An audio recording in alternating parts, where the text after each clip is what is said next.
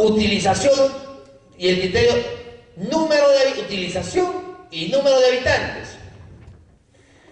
El criterio del tamaño del predio por área de metro cuadrado. Si hay una mayor cantidad de generación de basura con el uso del predio. La limpieza de calles no puede considerarse el tamaño del predio, entiendo, como metros cuadrados, sino por la superficie. Tamaño del predio, uso del predio. Totalmente subjetivo las apreciaciones, los criterios que establece el Tribunal Constitucional. Parques y jardines, ubicación del predio, la medición del servicio según una mayor cercanía de las áreas verdes. No se le agrada este objetivo si utilizan criterios de tamaño y uso del predio. Obvio, ¿cómo va a ser tamaño y uso del predio? Si no, el criterio es cercanía a las áreas verdes. En esta sentencia amplía un poco más su criterio. En el serenazgo, en el servicio de serenazgo es razonable la ubicación y uso del predio por cuanto su uso se identifica en zonas de mayor peligrosidad. Ya hemos manifestado que este tema a nosotros las personas de menores recursos son las que al final tienen que, si aplicamos ese criterio, porque incluso fíjense lo que acá dice, por ejemplo, la delincuencia, peleas callejeras suelen producirse con mayor frecuencia en centros comerciales, bares o discotecas. Bares y discotecas puede ser, ¿no? Acá en la Victoria, las muertes que se produjeron, pero en los centros comerciales no. Este servicio se utiliza con mayor frecuencia en otros lugares. La capacidad en materia tributaria, la posición del Tribunal Constitucional. La capacidad contributiva en base al principio de solidaridad. O es el principio de solidaridad o es la capacidad contributiva. Son cosas totalmente distintas una de la otra. Una cosa es que yo tenga capacidad contributiva y otra cosa es que sea el principio de solidaridad, que en buena parte vienen a ser los tributos cruzados.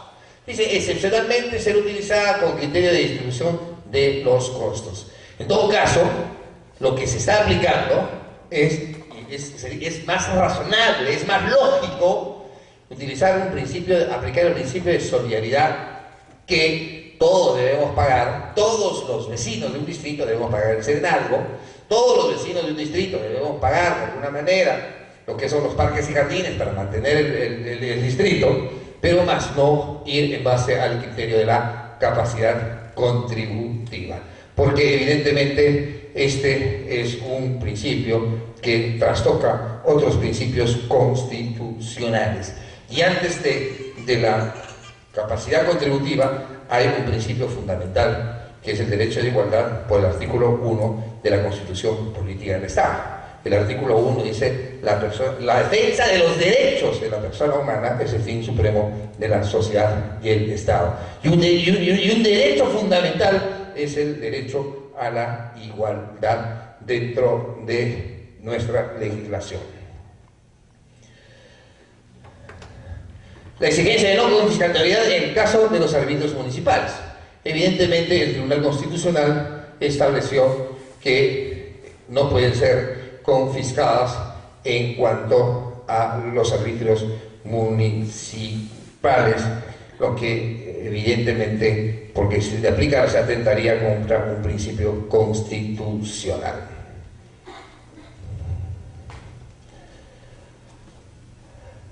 Bueno, las formas de los reclamos. Vamos a revisar. En términos generales, la evaluación de la confiscatoriedad en el caso de arbitrios se manifiesta en la determinación del monto global del arbitrio sobre la base de los montos, sobre si son sobrevaluados o cuál ha sido el criterio para partir. En cada caso concreto, el contribuyente deberá acreditar lo que alega mediante documentos mínimos indispensables, liquidaciones, órdenes de pago, determinaciones, así otros elementos que demuestren la falta de recursos para asumir la carga o la no puesta a la disposición del servicio cobrado, lo cual nos traslada a nosotros la carga de la prueba. Y si el contribuyente personalmente o de manera conjunta reclama en la vía administrativa y luego en la vía judicial la confiscatoriedad de los cobros suscitándose en peritajes y estudios de certificación técnica, el municipio deberá correr los costos efectuados. Me parece una exageración total. Total que nosotros tengamos que demostrar que nos están cobrando de más. Si hay la mínima intuición de que el cobro es excesivo, muy bien, pues entonces se emitirá la resolución correspondiente y apelaremos en el caso de los gobiernos locales, distritales. La primera instancia es la municipalidad y la segunda instancia es el Tribunal Fiscal. No existe ya ese tema que antes existía, que la segunda instancia es la municipalidad provincial. En primera instancia la resolución de terminación, la municipalidad distrital, y vamos en apelación al Tribunal Fiscal. El Tribunal Fiscal, hay varias RTF que establecen que evidentemente los cobros que se han venido haciendo, incluso en el año 2004 y 2005, en la Municipalidad de Lima Metropolitana, el Tribunal Fiscal ha establecido que los cobros que venía haciendo en el cercado de Lima son excesivos. O sea, imagínense, si la Municipalidad Metropolitana de Lima ratifica las ordenanzas en materia tributaria de los distritos y el Tribunal Fiscal le dice que está cobrando de más, entonces, ¿cuál es el criterio que se está tomando? Entonces, ¿sí hay una vía para poder hacer valer nuestros derechos? Sí. El gobierno local, antes de que el tema pase, hace unos días, dos semanas, algo dijimos en el comercio en particular, antes de que pase a la ejecución coactiva, porque la ejecución coactiva no lo puede parar así nomás a una demanda de revisión judicial, que en los gobiernos locales sí se permite. Pues antes que pase la apelación de la resolución de determinación al Tribunal Fiscal, y el Tribunal Fiscal evidentemente sí es el ente competente para poder aplicar el criterio de conciencia y administrar justicia en materia tributaria. Debemos recordar que los entes administrativos no tienen facultades para hacer la interpretación de la norma, pero sí se le ha otorgado esta facultad a los tribunales administrativos. En la propia ley del procedimiento administrativo, en la 27444, establece que los tribunales que forman parte de las fuentes del procedimiento administrativo, las interpretaciones que hacen los tribunales administrativos, aquellos que la ley les faculta hacer la interpretación de la norma, pero no así, por ejemplo, los gobiernos locales.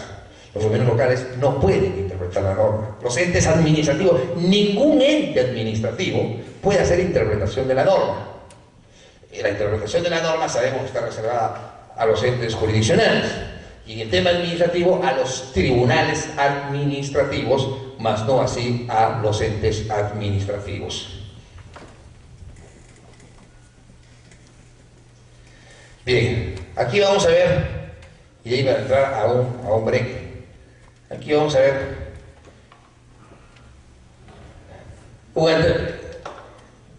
2004, una empresa contra la Municipalidad Metropolitana de Lima, que pide la inaplicación de las ordenanzas 352 y algunas ordenanzas más.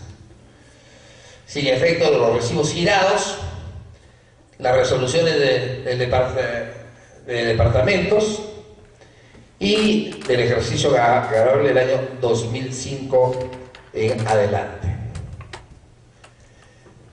¿Y qué es lo que dice el tribunal en esta? El cumplimiento de las sentencias del tribunal, la 041, el caso de Surco, y la 053, el caso de Miraflores. Y aquí establece un cuadrito interesante. ¿Qué es lo que dice el Tribunal Constitucional? Y vamos a ver con qué termina. Limpieza pública de calles. Criterio de distribución. Aquí ya, después de las dos, terminan haciendo un poco más clara su interpretación. Justificación.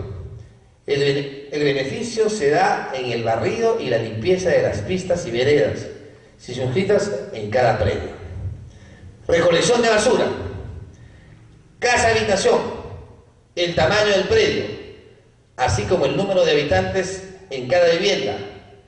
Supuestos distintos a casa habitación, el tamaño del predio, así como el uso que se da al mismo. Justificación, estos son los criterios.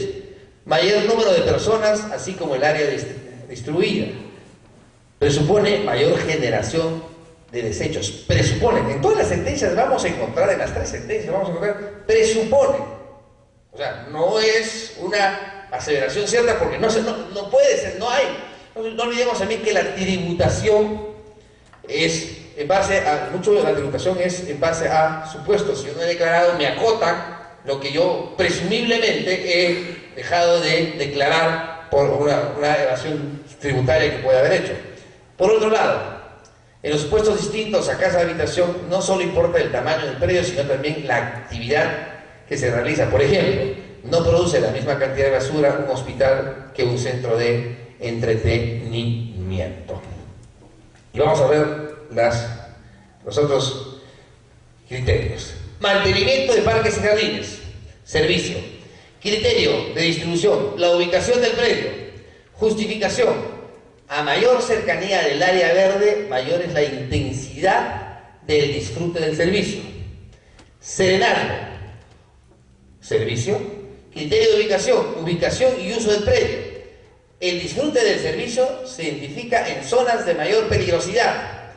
Asimismo, los incidentes delictivos ocurren con menor frecuencia en zonas destinadas a vivienda en comparación con lo de los otros giros. Habría que preguntarles a las personas que viven cerca del Monumental si es cierto este criterio del Tribunal Constitucional.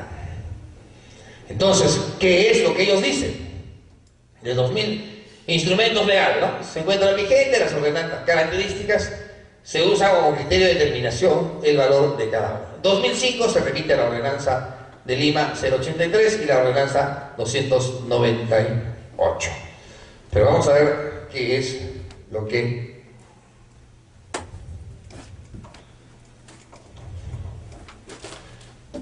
aquí están, tenemos los años, características. En ese sentido, acá las ordenanzas respecto a la incidencia del recojo de residuos sólidos, el barrido de calles y los parques y los jardines.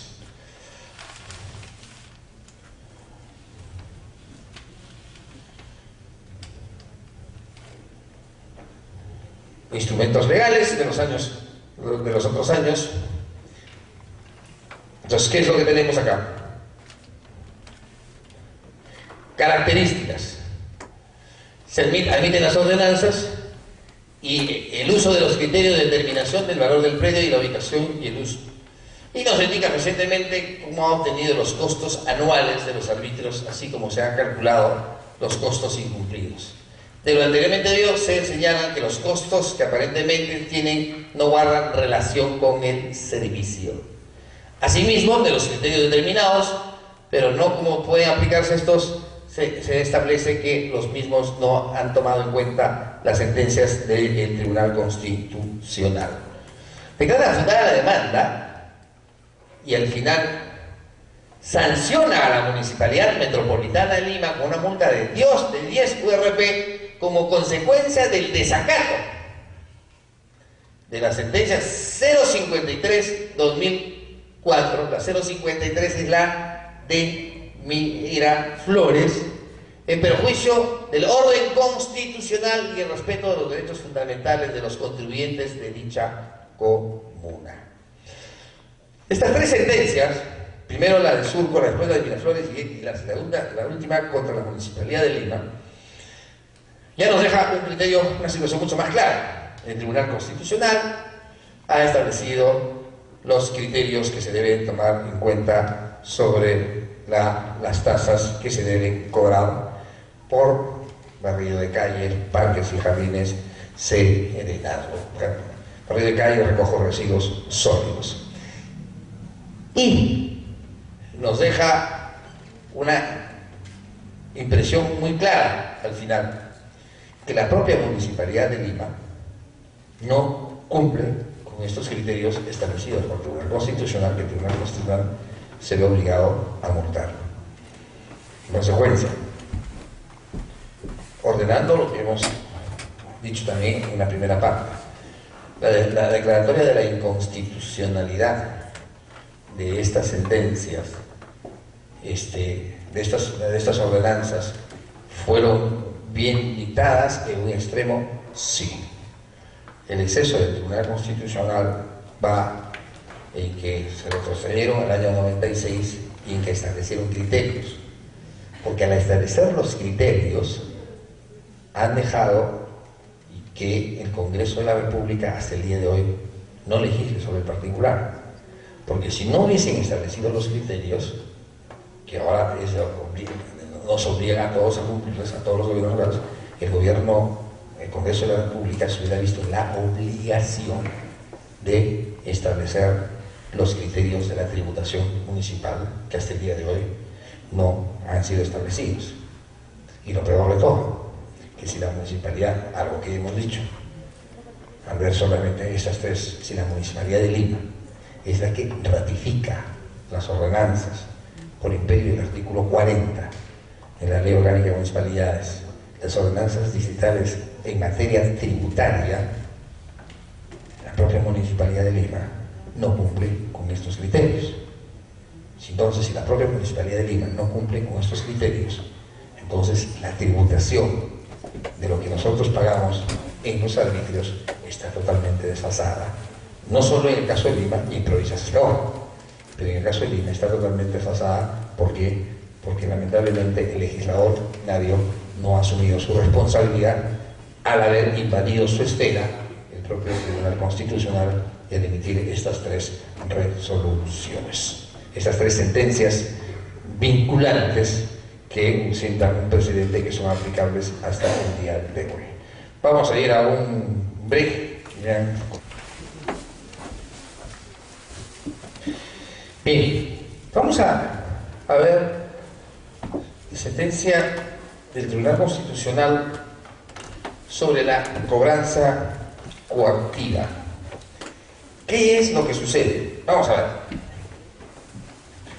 La demanda de inconstitucionalidad por la Municipalidad Metropolitana de Lima, su alcalde, contra la ley 28165, que modifica el inciso E del numeral 16.1 del artículo 16 y el 23 de la ley 27979, ley de procedimiento de coacción coactiva. ¿Qué es lo que pasaba acá? ¿Qué es lo que pasa acá? El inciso 1 modifica la ley que dispone la suspensión del procedimiento de coacción coactiva con la sola presentación de la demanda contenciosa administrativa, ocasionando que las acreencias a su favor de sus representadas se dilaten y corra el riesgo de restringirse. Ustedes se recordarán que precisamente a través de la ley 28165 se modificó la ley de ejecución coactiva y que con sola la presentación de la demanda de revisión judicial se suspende el procedimiento de ejecución coactiva. Esta ley tuvo quizá un nombre propio en su origen, y el día de hoy es utilizada por los justiciables o los administrados para hacer valer su derecho. ¿Qué es lo que sucede? ¿Qué es lo que sucedió? Las municipalidades, abusando del procedimiento de ejecución coactiva, porque una vez que los valores salen del área de rentas, se remite al ejecutor coactivo, empezaron a embargarle las cuentas tanto de Telefónica y de las empresas eléctricas. En la Telefónica por el cableado y en las empresas eléctricas por colocar postes en diferentes sitios o el romper las pistas sin licencia del gobierno local. Y se creó lamentablemente una mafia a nivel nacional, de los ejecutores coactivos,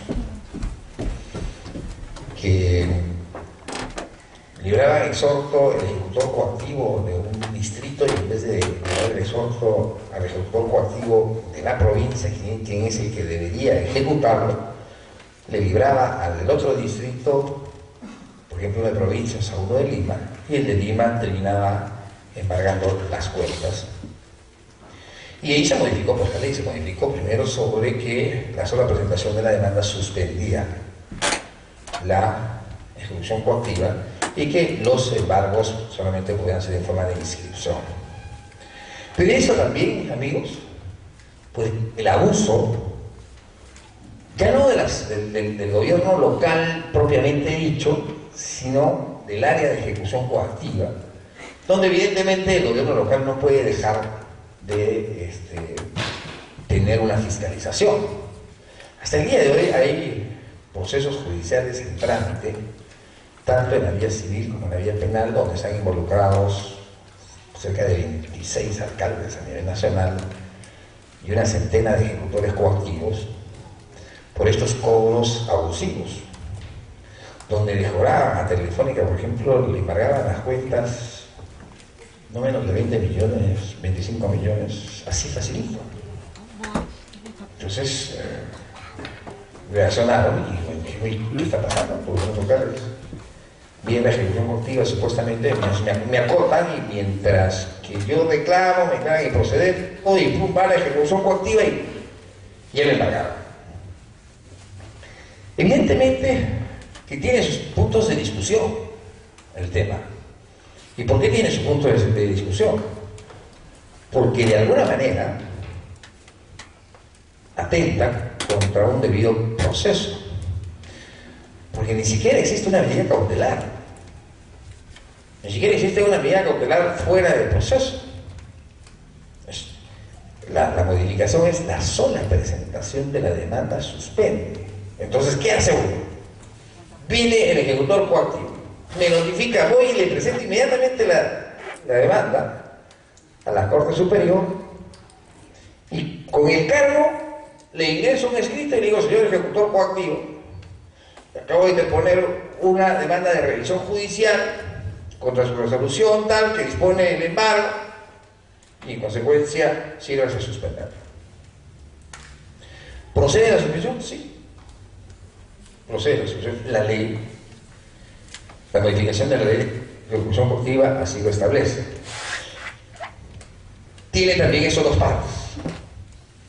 El abuso de los gobiernos locales de hacer lo que les da la gana, que nos llega pues, a tomar medidas extremas por parte esta vez de los ejecutores coactivos, y la otra medida extrema es de que solo la presentación de una demanda te suspende el procedimiento.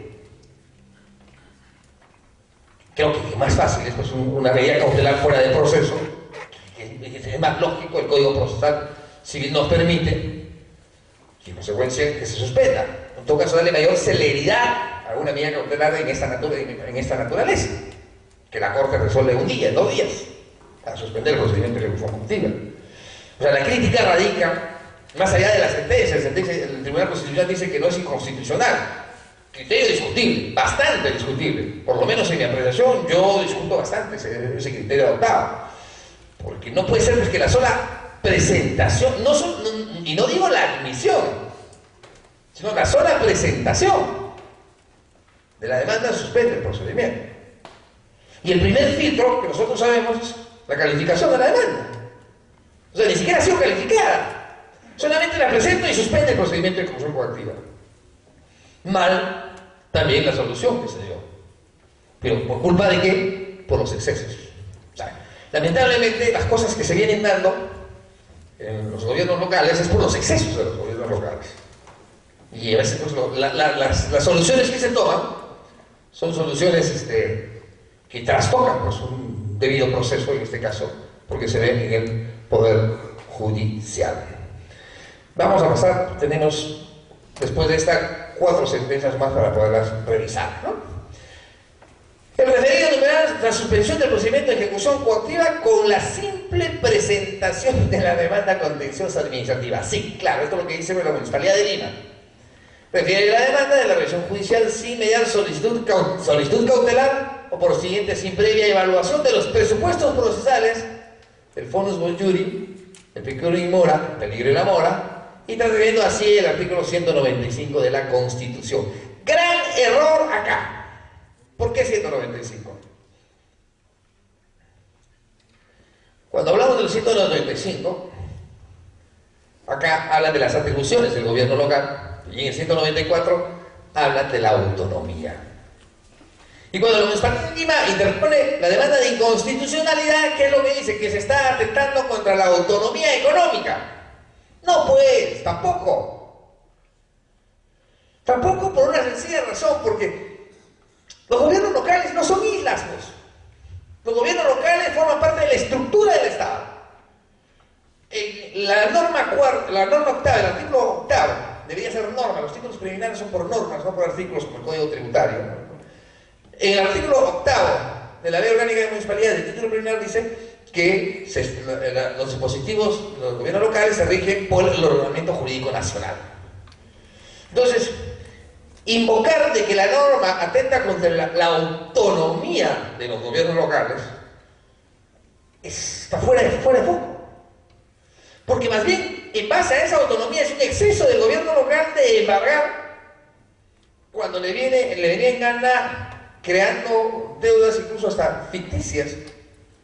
Y digo ficticias porque cuando les proponían la multa a las empresas eléctricas, salían supuestamente a contar cuántos postes habían puesto y no sabían a qué empresa les pertenecían los postes. Entonces le acotaban y después le tenían el embargo. Entonces, gran error cuando la Municipalidad de Lima dice que atenta contra la autonomía municipal. El hecho que tengamos autonomía no significa que hagamos lo que nos dé la gana. Ese es el gran problema que tenemos con los gobiernos locales. Vuelvo a repetir, yo soy una persona que creo firmemente en los gobiernos locales. Soy un defensor de los gobiernos locales. Pero lo que estoy en contra es en el abuso de parte de sus autoridades, que hacen que los vecinos nos sientan alejados, que hacen que los vecinos protesten por los abusos del gobierno local y que hacen que se presenten situaciones de esta naturaleza. Es que el abuso es el exceso, cuando se marean en el poder, que cometen arbitrariedades. Yo creo que aquí la autonomía no se estaba vulnerando la autonomía del gobierno local. Aquí se podría haber ido por un principio constitucional, artículo 139, inciso 3, que es una garantía de la administración de justicia, el debido proceso. Y el debido proceso no solamente pues, es lo que antes se conocía, pues, ¿no? Que es el procedimiento que es la secuela del procedimiento. Hoy día el debido proceso abarca toda una esfera muy amplia, desde la debida valoración de las pruebas, el derecho de defensa, la pluralidad de instancias, la motivación de las resoluciones. Y aquí sí había un atentado contra el debido proceso, pero obvio, pues, porque la sola presentación de la demanda no puede ser una justificación para suspender un procedimiento de ejecución coactiva. Lima se equivoca cuando invoca la autonomía municipal. Y acá vulnera la autonomía, fíjese lo que dice en la demanda, vulnera su autonomía como gobierno local reconocido en el artículo 194 de la Constitución Política del Estado. No pues.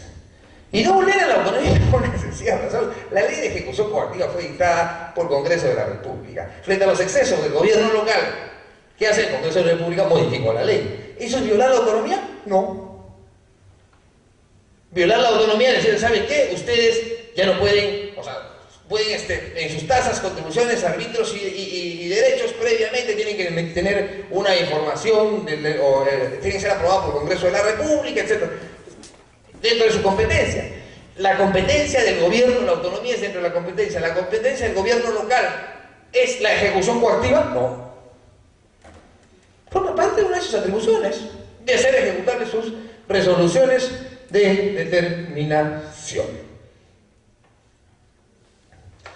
¿Qué es lo que dice? La autonomía no puede ser ejercida de materia irrestricta, pues tiene ciertos límites, los gobiernos locales deben tomar en cuenta en su ejercicio sobre el tema acordado por el Tribunal Constitucional. En eso sí, el Tribunal Constitucional han estado acertados, han establecido los límites de la autonomía de los gobiernos locales, que eso no significa autarquía, ¿no? Y la autonomía es en asuntos de su competencia. Organización interna, ello no implica que tales organismos gocen de una irrestricta discrecionalidad en el ejercicio de tales atribuciones. Toda vez que conforme al principio de unidad de la Constitución, principio que hablamos al comienzo, esta debe ser interpretada como un todo, como una unidad donde todas sus disposiciones deben ser entendidas armónicamente. Evidentemente, no pueden haber islas en un concepto unitario, en un concepto federal, si pues cada uno se dispara y emite sus disposiciones como venga en gana. ¿Qué es lo que sucedió? Suspende la tramitación del procedimiento de ejecución coactiva y dice que el magistrado ejecute el patrimonio, atenta contra el patrimonio del gobierno local, pero además atenta contra el patrimonio de esta situación que garantiza la legitimidad de las decisiones del Poder Judicial. Yo no comparto ni uno, ni el otro criterio. No comparto ni uno ni el otro. El que el procedimiento de ejecución coactiva se haya emitido una ley que diga que se va a suspender con la sola presentación de la demanda, atenta contra la autonomía del gobierno local, que ya lo dijimos, pero atenta contra el patrimonio del gobierno local, es una falacia. Porque en todo caso, nadie sabe si mañana a nosotros nos van a multar y nadie sabe por cuánto nos van a multar. En consecuencia, eso no forma parte del patrimonio. El patrimonio está establecido en el artículo 56 de la ley orgánica y dice cuáles son bienes muebles, inmuebles, etcétera, los caudales, etcétera. Pero esa es una suma pues, que ni siquiera está prevista, con lo cual no es cuantificable. O sea, está bien, el presupuesto es un conjunto de supuestos, pero yo no puedo suponer que le voy a embargar a la Telefónica 20 millones. O sea, ¿de qué atenta el patrimonio del gobierno local?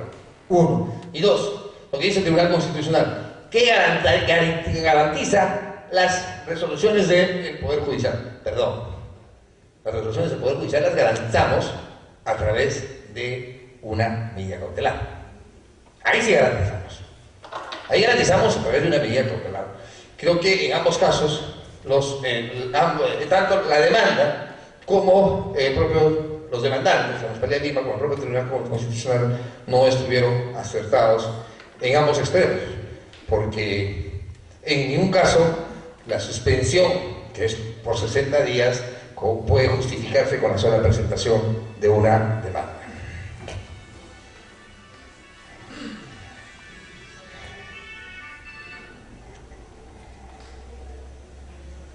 Disculpen la marqués, la aprendí en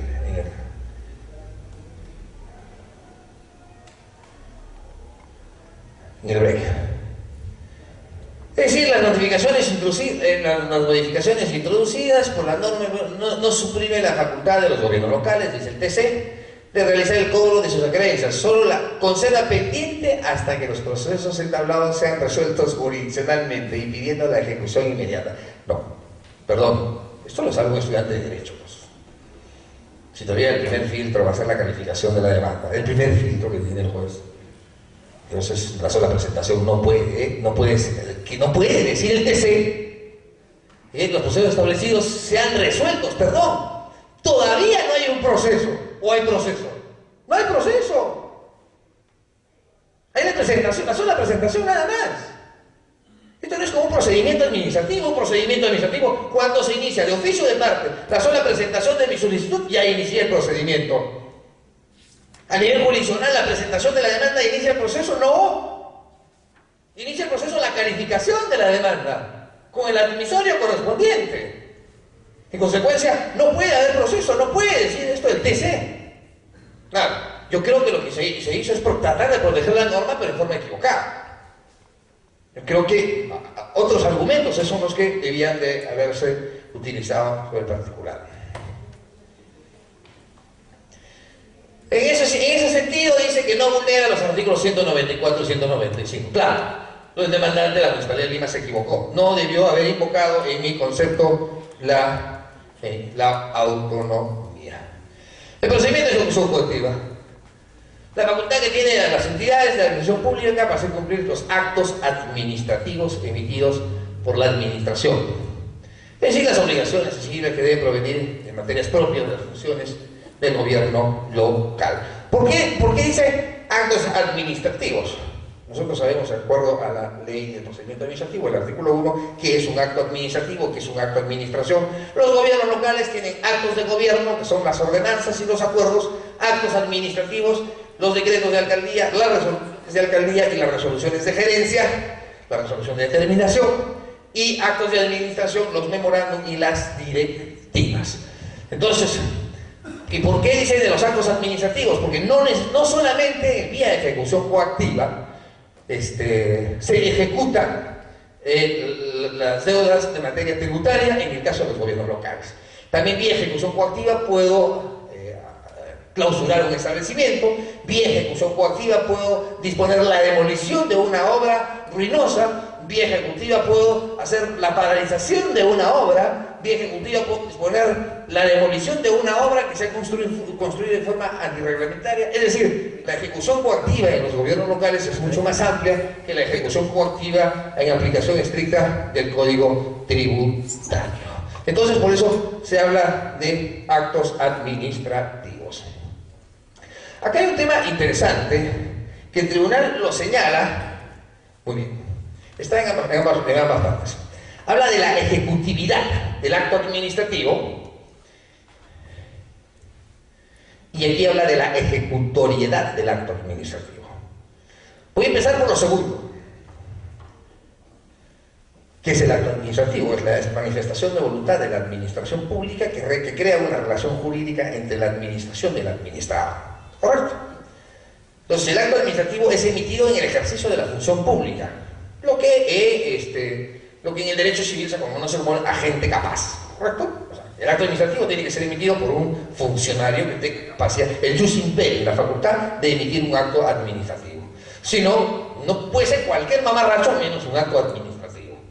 Y digo esto porque el Jurado Nacional de Elecciones, a los regidores que emiten resoluciones o emiten oficios, dicen que son actos administrativos. Eso los vaca. Y me parece, disculpen, una tremenda ignorancia jurídica, a pesar que está compuesto de 4 magistrados de trayectoria. No es acto administrativo el que emito yo sin ser funcionario. Es un abuso de autoridad, si soy autoridad, y si no soy autoridad es una usurpación de funciones, es un delito, pero no es acto administrativo, puede ser cualquier cosa menos acto administrativo, porque el acto administrativo se emite en el ejercicio de la función pública. Entonces no puede ser, sin yo, regidor, emito una resolución, no es un acto administrativo, pues estoy usurpando la función del alcalde, pero no es un acto administrativo. Entonces, te dicen, no, ese es un acto administrativo y es causante de la cárcel. Tremendo error, pero es un tema aparte, y ojalá puedan entender los señores que no quieren entender. El doctor Hugo Sirina, cuando uno le hace críticas, se molesta con uno. Pero en fin, entonces, la ejecutoriedad. Emitido el acto administrativo, como consecuencia de un procedimiento administrativo, o sea, iniciamos el procedimiento. El procedimiento pues sigue una secuela de pasos, a diferencia del proceso, donde hay litis. Consecuencia, termina el procedimiento con una resolución, normalmente con una resolución que se denomina acto administrativo. ¿Correcto? Y el artículo 216 de la Ley de Procedimiento Administrativo habla de la ejecutoriedad del acto administrativo. Ejecutoriedad. Supongamos, vamos a ver lo de la calle 8, que está en las discotecas que estaban por acá, y que clausuró Lucho Castañeda. Ahí Lima le da la razón, por ejemplo, pero por la licencia. Entonces, yo clausuro un prostíbulo, saco una resolución y voy y clausuro un prostíbulo. Saco una resolución de clausura. Le notifico en ese momento y surte efecto en ese momento y le clausuro en ese momento. Esa es la ejecutoriedad del acto administrativo. Y la ejecutoriedad del acto administrativo dice, en la propia ley dice, la interposición de recurso alguno no suspende la ejecución del acto administrativo. El acto administrativo es ejecutable. ¿Discutible? Discutible. ¿Por qué? Porque entra cuando el debido procedimiento de alguna manera. Principio de pluralidad de instancias, artículo 139, inciso 6 de la Constitución Política del Estado. Pero se ejecuta. Los únicos que van a protestar son los parroquianos que van por ahí, también algunos colegas que van por ahí. Pero dicen, yo soy abogado. Entonces, se ejecuta el acto administrativo, clausura el prostíbulo, ¿correcto? Pero en el procedimiento sancionador, que está en la misma ley, pero a partir del artículo 230, en el 237 habla de la ejecutividad del acto administrativo. Y Droni, un extraordinario libro que es denominado El acto administrativo, señala que la ejecutividad es la exigibilidad del acto administrativo una vez que ha quedado consentido, ha quedado firme. En la ejecutoriedad del acto administrativo no necesito que quede consentido, no necesito que opere la cosa decidida, basta que emita la resolución, voy y clausuro.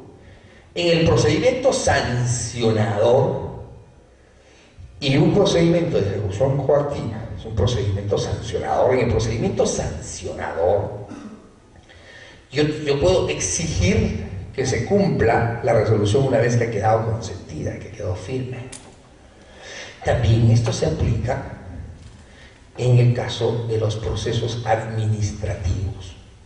Mucho hemos visto en el diario, me salgo un poquito de lo que estoy diciendo, mucho hemos visto en el diario oficial del peruano publicaciones de procedimientos, instauración de procesos administrativos al amparo del 276, la ley de base de la carrera pública y su decreto, su reglamento, el decreto supremo 005-90 PC. Se instaura el proceso administrativo. Y después viene sanción de 30 días o de 12 meses o la destitución. ¿Y qué es lo que hace la administración pública? Te saca la tarjeta al día siguiente o ya no te deja entrar. Gravísimo error. Y lo sucede en todas partes, con mayor frecuencia. ¿Y qué argumentan? La ejecutoriedad del acto administrativo. Estoy ejecutando el administrativo, la interposición de un recurso no suspende. ¡Falso! Ahí no estamos hablando de la ejecutoriedad, ahí estamos hablando de la ejecutividad, que tiene que quedar consentido del procedimiento sancionador, tiene que quedar consentida la resolución para poderla aplicar.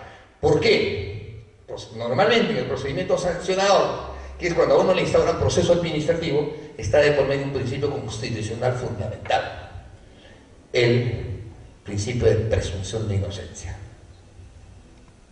Si a mí me emiten una resolución de sanción, tengo el derecho de enervar esa resolución que me sanciona e interponer el recurso de reconsideración o de apelación, según sea el caso.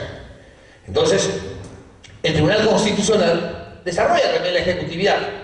La ejecutividad del acto administrativo está referida al atributo de la eficacia, obligatoriedad, exigibilidad, así como el deber de cumplimiento de todo regularmente emitido que conlleva a partir de su notificación y vincular la validez del acto administrativo. La ejecutividad una vez se queda consentida. Y la ejecutoriedad es una facultad inherente al ejercicio de la función de la administración pública y tiene relación directa con la eficacia de dicho acto. Habilita a la administración a hacer cumplir por sí misma un acto administrativo dictado por ella sin la intervención del órgano jurisdiccional. En consecuencia, para que pueda, en materia administrativa, para que pueda ir a la vía de la ejecución coactiva, tiene que el acto administrativo haber quedado firme y va solamente para la ejecución. Y si quiero hacerlo con la ejecutoriedad, en el caso de los gobiernos locales, no requiero enviarlo al ejecutor coactivo. El artículo 49 de la ley me permite ejecutar mi resolución por la propia administración sin necesidad de ir a la ejecución coactiva. La ejecutoriedad, la ejecutividad, que declaran infundada la demanda de inconstitucionalidad en autos. ¿Qué es lo que se estaba enervando? Se estaba enervando de que, ¿por qué la sola presentación de la demanda suspende el procedimiento de ejecución coactiva? Si bien es cierto, este no es un precedente vinculante, sino es una sentencia tiene la cantidad de consentida el Tribunal Constitucional, pero nos deja una visión clara el por qué hoy en día las cobranzas coactivas por parte de los gobiernos locales se pueden suspender a través de una demanda de revisión judicial. Mi opinión en ambos extremos ya la manifesté. La demanda, en mi concepto, mal planteada, y segundo, el Tribunal Constitucional creo que ha tratado de avalar lo que no se puede avalar en este caso. Creo que es un exceso del legislador que con la sola presentación de la demanda se proceda a la suspensión de un procedimiento de ejecución coactiva. En todo caso, le hubiéramos dado más fuerza a lo que es la medida cautelar. La medida cautelar el día de hoy en los códigos procesal civil sí tiene más fuerza. Ustedes recordarán que, por ejemplo, la medida cautelar en el amparo, en la época de Fujimori, no valía de nada. Me declaraba fundada mi medida cautelar en primera instancia, no surtía ningún efecto. La tenían que notificar. Hoy día la medida cautelar fuera de proceso no se notifica. Y tenían que notificar, apelar y recién confirmar la sala de derecho público. Si no se confirmaba, recién se ejecutaba. O sea, no servía de nada.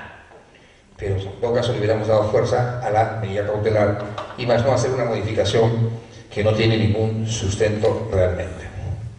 Este es un tema interesante. El no pago por los recursos impugnativos en el Tribunal Constitucional. Este señor interpone el recurso extraordinario porque declara infundada su amparo, que después ahora ha sido, lo cito, porque ya está incorporado en la modificación de la Ley de Procedimientos Administrativos.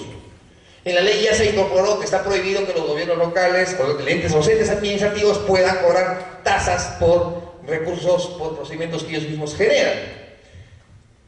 Este señor interpone una demanda, un amparo contra la Municipalidad de Surquillo, que le habrían exigido para aceptar un medio impugnatorio, porque le habían sacado una resolución de multa, una tasa por concepto único, que hasta donde recuerdo era de 15 soles. 15 soles. Y la cual estaba establecida en el TUPA.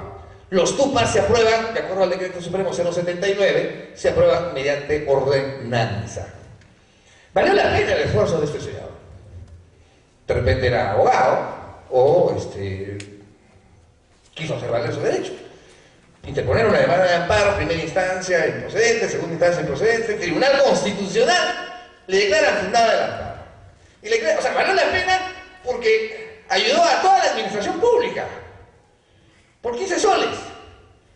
Y el Tribunal Constitucional dijo, sí señor, si acá es un procedimiento sancionado donde lo están sancionando, un procedimiento que la propia administración ha creado, ¿cómo es posible que para que el señor haga valer su derecho, usted le pida que pague 15 soles?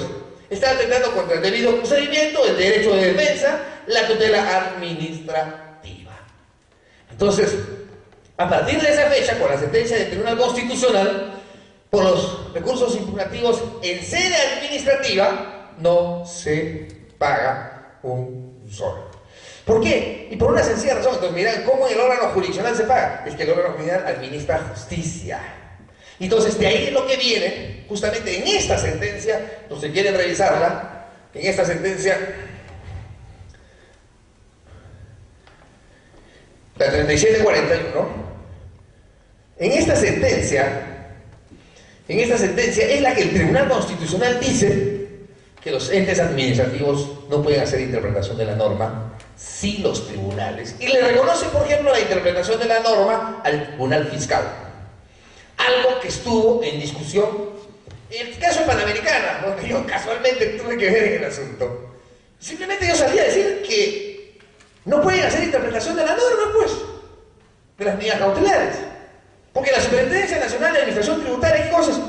Que es un ente administrativo. Superintendencia Nacional de Administración. ¿Puede hacer interpretación de la norma? No, como dicen en mi tierra, Manancanchu. Pero habían distinguidos juristas que salieron a decir sí, que eso se hizo lograr. En esta sentencia, el TC dice, el que puede hacer, posición que también discrepo, el que puede hacer interpretación son los tribunales administrativos. Posición que discrepo con algunas excepciones. Yo creo que el Tribunal Fiscal está bien que haga la interpretación de la norma. Y de repente, lo que antes era con su código, ¿no? Pero de ahí yo discrepo, por ejemplo, porque el Tribunal de Indecopi haga interpretación de la norma. Entonces, yo tengo muchas discrepancias sobre que los propios tribunales administrativos hagan interpretación de la norma. La interpretación de la norma por mandato constitucional, Poder Judicial, control difuso, Tribunal Constitucional, control difuso, control concentrado, Jurado Nacional de Elecciones en materia electoral por mandato constitucional, y el Congreso de la República cuando existan los vacíos de la norma. La Constitución no habla de otros organismos autónomos que hagan la interpretación de la norma. No habla. En la ley del procedimiento dice que las resoluciones de los tribunales que hacen administrativos que pueden hacer interpretación de la norma. Yo tengo mis reservas ahí. ¿Y por qué? Porque yo creo que quien administra justicia es el Poder Judicial. Y si le vamos a dar la interpretación de la norma a todos los tribunales administrativos, respeto y estoy de acuerdo con el fiscal.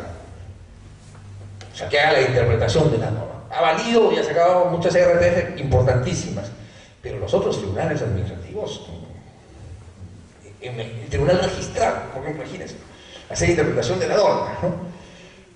Yo tengo mis reparos. Yo creo que los tribunales administrativos no deberían hacer interpretación de la norma. Más bien deberían aplicar los criterios vinculantes que, por ejemplo, emite el Tribunal Constitucional, que emite la Sala Constitucional y Social del Poder Judicial. Creo que deberían ser más bien sus fuentes de ilustración más que la interpretación. Porque no tenemos el control difuso, pues. Si no tenemos el control difuso, ¿cómo es posible que vayamos a hacer interpretación de la norma? Y lo digo porque lo vivo en carne propia. O sea, yo ejerzo la profesión, como muchos de ustedes probablemente que sean aquí abogados, y veo pues el diario que hoy día me llega una consulta de Huancayo. Doctor, o sea, quisiéramos que nos haga la interpretación de tal dispositivo. No le voy a contestar en 2 líneas. Los gobiernos locales no pueden hacer interpretación de la norma, pero así de sencillo. O sea, porque si no, pues estamos abusando de la autonomía, pues. Entonces eso nos lleva a consecuencias. No, nosotros sí podemos interpretar la norma. Hay abogados incluso que dicen, sí podemos interpretar la norma. En el caso de Panamericana dijeron que sí podían interpretar la norma. Por favor, Dios mío, ¿qué es esto? Entonces eso nos lleva pues a cometer abusos de parte de los entes administrativos. ¿Qué dicen? El control de la constitucionalidad y el control de la legalidad. Entonces, acá sí recogen que pues estaba establecido en el TUPA, la municipalidad, y se encuentra previsto como un derecho por concepto de presentación de recursos impugnativos. El Tribunal Constitucional estima que la administración pública de sus tribunales administrativos, sus órganos colegiados, no solo tienen la facultad de hacer cumplir la Constitución, dada su fuerza normativa, sino también el deber constitucional de realizar el control difuso de las normas, sustentando los actos administrativos si son contrarios a la Constitución o la interpretación, ¿no? Entonces, yo sí discrepo de esta posición del Tribunal Constitucional. A pesar que estamos hablando de los tribunales, ¿correcto? Pero yo discrepo porque que tengan los tribunales administrativos. Yo enseño Derecho Procesal Administrativo, enseño Derecho Administrativo, también Derecho Municipal, o sea, y el Derecho Tributario está ligado a toda esta materia. Pero imaginémonos, o sea, que los tribunales administrativos empecemos a hacer, y esto es por interpretación del Tribunal Constitucional, pero tengan que hacer interpretación de la norma, me parece un exceso. Pero en todo caso, son los tribunales, por último, son los tribunales, aceptando esa tesis, ya, ok, nos rendimos, o ganaron los señores del Tribunal Constitucional en su apreciación, pero son los tribunales, pues, no son pues la administración. No es el funcionario, no es el gerente, no es la máxima autoridad, no es, en el caso de los gobiernos locales, no es el alcalde, pues no es tampoco el consejo. Ellos no pueden hacer la interpretación de la norma. Entonces, ya, los tribunales hacen la interpretación de la norma en todo caso, pues aceptemos esa tesis por un momento, criterio que yo discrepo evidentemente. De conformidad al artículo 138, el juez, en caso de incompatibilidad de una norma, el juez no dejará de administrar justicia, por control difuso, el control difuso. Los tribunales administrativos tenemos control difuso, no puede, señores del Tribunal Constitucional. Ese día se levantaron, la esposa los votó temprano en la casa. Y entonces, ¿qué habría pasado pues la noche anterior? Solo llegaron tarde. Entonces, al portarse mal, sacaron este criterio que a mí me parece un tanto... entonces, es quitarle, si bien es cierto, estamos en una etapa de descentralización, de desconcentración y todo lo demás, pero eso es quitarle atribuciones al Poder Judicial. Únicamente a los jueces, acá dice que de ahí no se deriva que dicha potestad le corresponda únicamente a los jueces, ni tampoco el control difuso la realiza únicamente en el marco de un proceso judicial. Entonces, nos habla más o menos del artículo 131 y el 38 del Código Procesal Constitucional, y nos refiere al principio de legalidad. Y si vamos al principio de legalidad, la Constitución prevalece sobre cualquier otra norma legal, conforme al artículo 51 de la propia Constitución. Y dice, por ello nada impide, por el contrario, como la Constitución obliga a los tribunales y órganos colegiados de la administración pública a través del control difuso. Yo no sé de dónde han sacado eso, ¿no? Un día antes debió haber sido cumpleaños de algunos de los miembros que llegaron mal a resolver esto. Anular un acto administrativo, perdón, con la modificación en la ley de procedimientos administrativos. No necesito ir al superior jerárquico o al tribunal para que me anule un acto administrativo. En el caso de los gobiernos locales, acabo de terminar un informe de venir, están anulando un proceso, el otorgamiento de una buena pro porque han descubierto que la carta fianza es fraudulenta. ¿Y quién está anulando? El propio alcalde. ¿Antes podía? No. ¿Ahora puede? Ahora sí puede. La misma autoridad que ya no está sujeta a superior jerárquico, ¿puede anular su acto administrativo? Ahora sí. ¿Necesito llegar al Tribunal Nacional? No. Entonces, no es cierto lo que dicen que necesariamente tengo que ir a un tribunal. Hoy en día, cogiendo esta interpretación del propio Poder Judicial, el Poder Judicial es antes de la sentencia, el juez puede declarar la nulidad de todo lo octavo, incluso en los filtros que tienen, puede declarar la nulidad en cualquier momento del proceso internacional. Claro que sí, pues.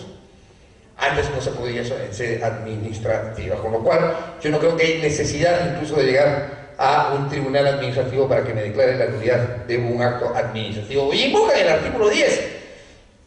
Sí, pues, pero el artículo 10 habla de las causales de nulidad, pero se olvidan del 202. En el 202 dice quién es el que declara la nulidad del acto administrativo.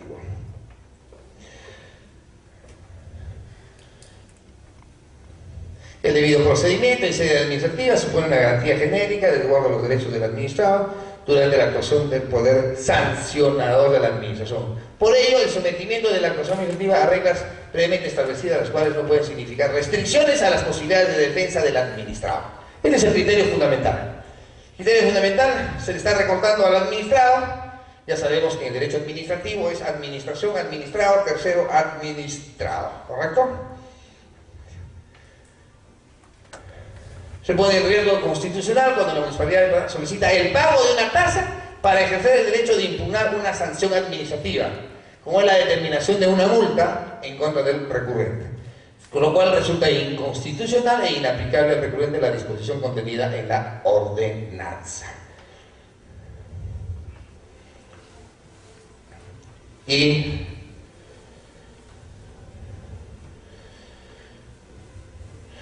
las sentencias del Tribunal Constitucional adquieren la autoridad de cosa juzgada, constituyendo precedente vinculante cuando así lo exprese la sentencia, apreciando en este extremo sus efectos. Declaran fundada la demanda, en consecuencia ordenan que la Municipalidad de Surquía emita trámite en medio impugnatorio interpuesto recurrente contra el acto administrativo que terminó una sanción de multa.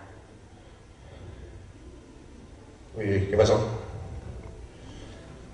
Entonces,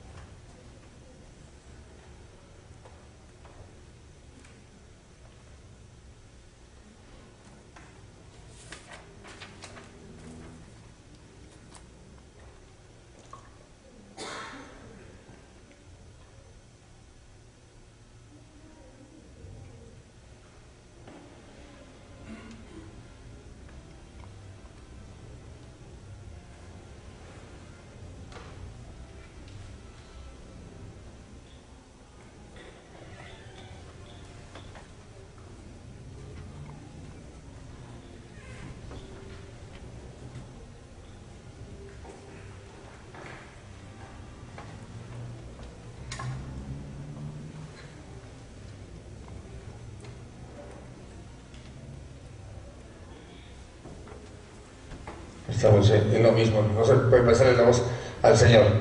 Entonces, en este tema,